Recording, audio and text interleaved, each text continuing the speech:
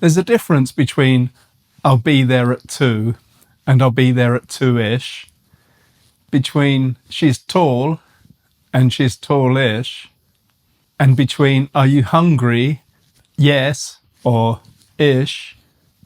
The grammar barely changes, but the certainty does, and that's what we're looking at today. Because ish changes how definite you sound, and in spoken English, that's important. Let's start with numbers. When we add ish to a number, it means around, approximately, give or take. So, for example, how old do you think she was? 30-ish. This means around 30, maybe 29, maybe 33, 30-ish. When will you be home? 2-ish. You're saying around 2, but probably not exactly 2 o'clock. Compare, I'll be there at 2. That sounds fixed and businesslike. I'll be there at 2-ish. That leaves room for traffic, room for delays, room for the realities of life. Spoken English often prefers that kind of flexibility.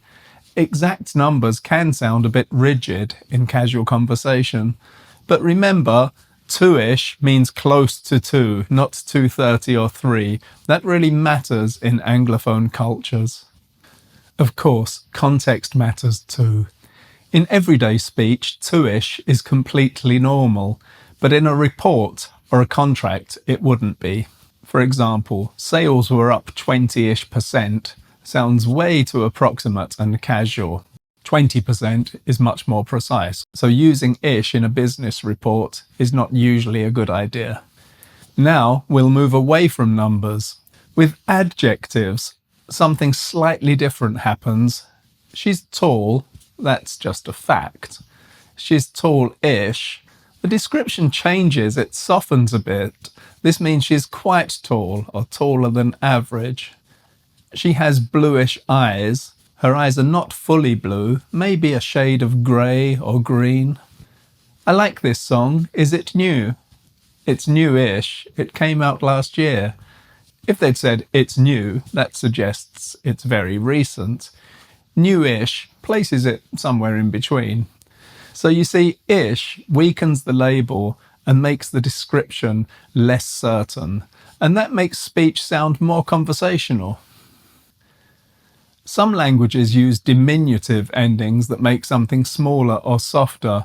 For example, in Italian, casa means house and casetta means little house. English doesn't have that system, but ish feels similar. The difference is this: it doesn't reduce size, it reduces certainty. So, he's funny is certain. He's funny-ish is less exact. He's strong is definite. He's strongish is less committed. So it's kind of a hedge. There is one important rule. We usually use ish with gradable adjectives, adjectives that can be more or less something. So we can say tall, tallish, cold, coldish, late, late-ish, but we don't use it with absolute adjectives like perfect, married, enormous.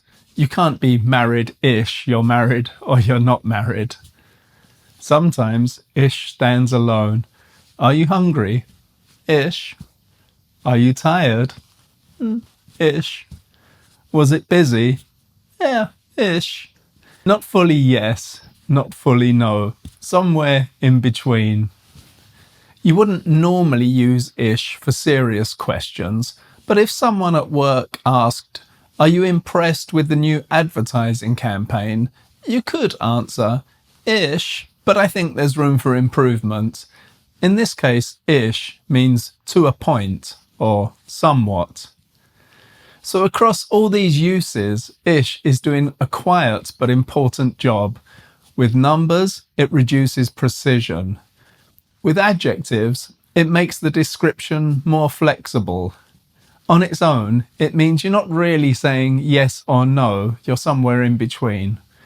Once you notice this, you realise spoken English isn't always about vocabulary. Sometimes it's just about how strong or soft you want your statements to sound. If you want more lessons to help you sound natural in English, subscribe for the next episode. I'll see you next time.